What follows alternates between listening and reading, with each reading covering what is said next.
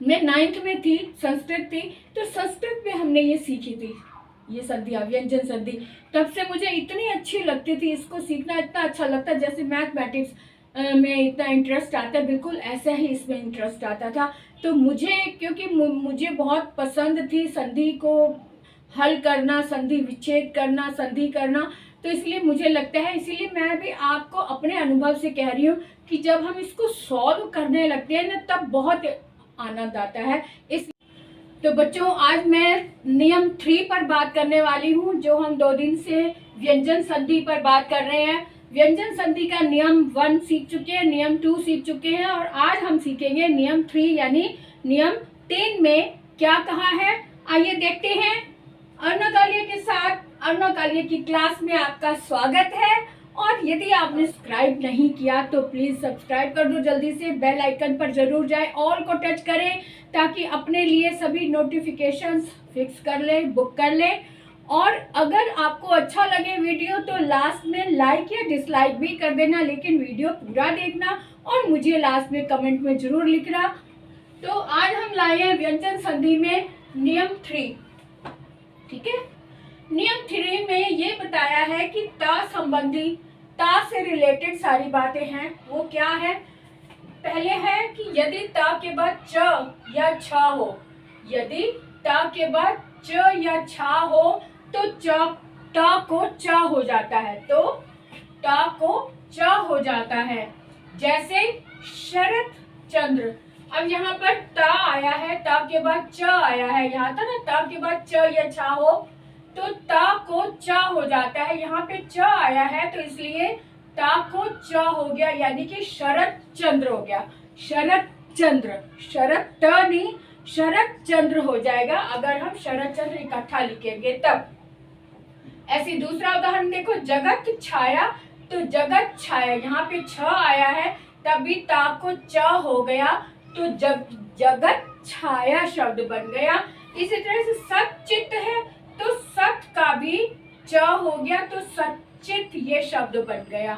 अब दूसरा नियम ये कहता है, इसी से रिलेटेड ता संबंधी में ही दूसरा नियम ये कहता है कि यदि ता के बाद ज हो तो ता को ज हो जाता है। यदि ता के बाद ज हो तो ता को ज हो जाता है। जैसे सज्जन, सत जन तो सज्जन हो गया। उज्ज्वल, तो इस ता को भी आधा ज हो गया, क्योंकि ये बात ध्यान से रखो कि अगर यहाँ पे आधा यानी हलंत लगा हुआ है तो उसका जो रूपांतर होगा वो भी हल वाला ही होगा, यानी आधा अक्षर ही होगा। यहाँ पे ता पे हलंत लगा इसलिए यहाँ पर भी आधा ज लगा, यहाँ पे भी हल लगा इसलिए यहाँ पर भी आधा ज लिखा। तो आपने कई बार देखा होगा कि उज्ज्वल में दो आधे ज आते हैं, वो इसी कारण उत प्लस ज्वल ये शब्द होता है, और जब उसको संधि करते हैं तो ट को ज हो जाता है, इसलिए उज्ज्वल बन गया। अगला है उत जगत जननी, तो जगत जननी आधा ज और लग गया, जगत जननी। अब एक तीसरा रूल इसमें और है कि यदि त के बाद ट हो तो ट को ट हो जाता है। जैसे वृहत टीका, तो इस टा को ये टा बन गया तो आधा टा और पूरा टा, वृहत टीका।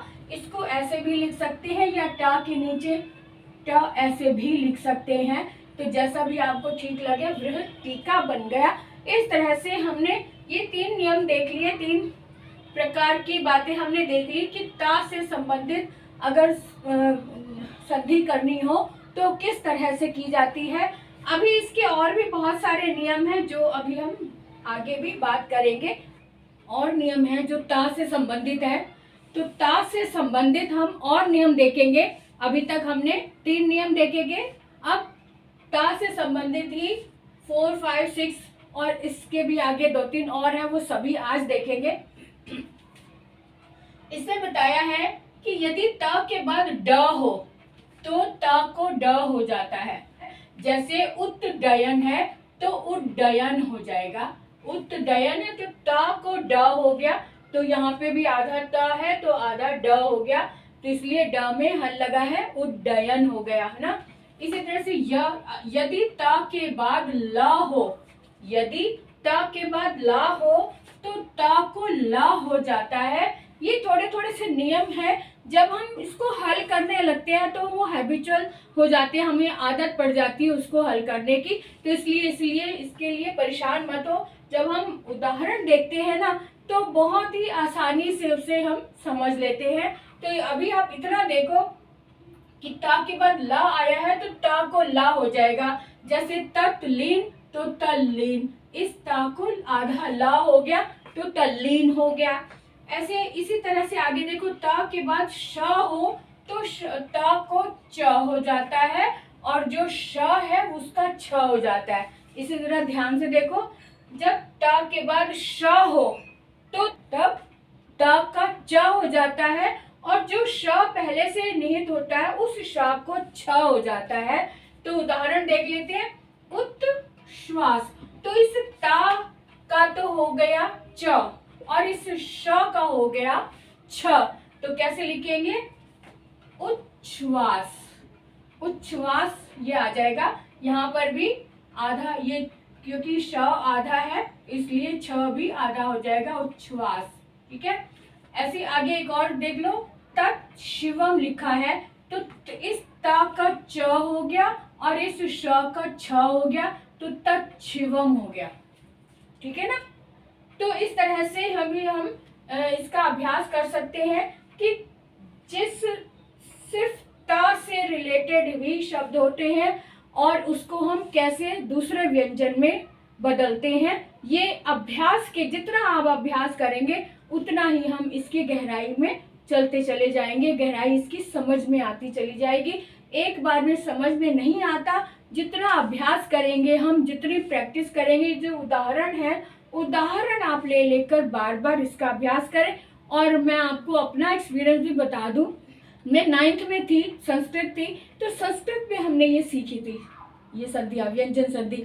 तब से मुझे इतनी अच्छी लगती थी, इसको सीखना इतना अच्छा लगता, जैसे मैथमेटिक्स में इतना इंटरेस्ट आता है, बिल्कुल ऐसा ही इसमें इंटरेस्ट आता था।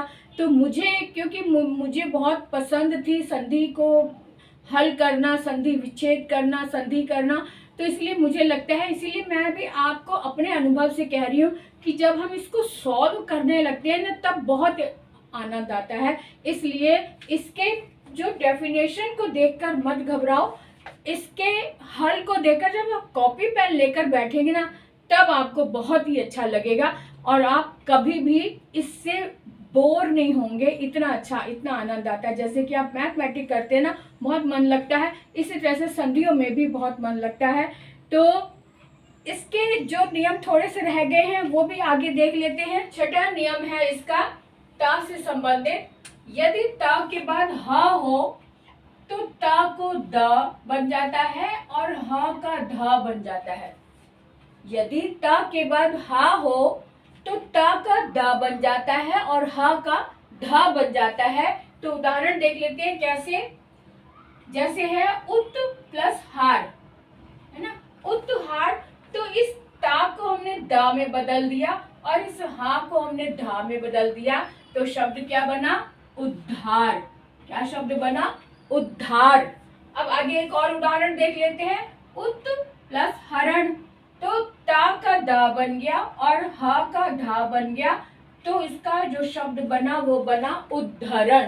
तो इस तरह से हम जब सॉल्व करते जाते हैं तो ये सारी चीजें बहुत ही इजी लगने लग जाती हैं और इसलिए इसके उद्धरण यानी इसके जो उदाहरण है ना वो कम से कम आप बहुत अधिक ले। उदाहरण सॉल्व करने में बिल्कुल भी कंजूसी ना करें। जितने अधिक उदाहरण आप सॉल्व करेंगे उतना ही आप परिपक्व होते चले जाएंगे। तो इस वीडियो को आज मैं इतना ही रखती हूँ। नेक्स्ट वीडियो में मैं एक और इसी से संबंधित व्यंजन संधि ही लेकर आऊँगी और आगे वाले नियम लेकर आऊँगी कि आगे जैसे ये ता सीखा है, नेक्स्ट में मैं कुछ और व्यंजन लेकर आती हूँ। तो आप बने रहें, पूरा वीडियो देखें और व्यंजन संधि से संबंधित बारीकियां समझने की कोशिश करें। तो अगले वीडियो तक के इंतज़ार में, बाय।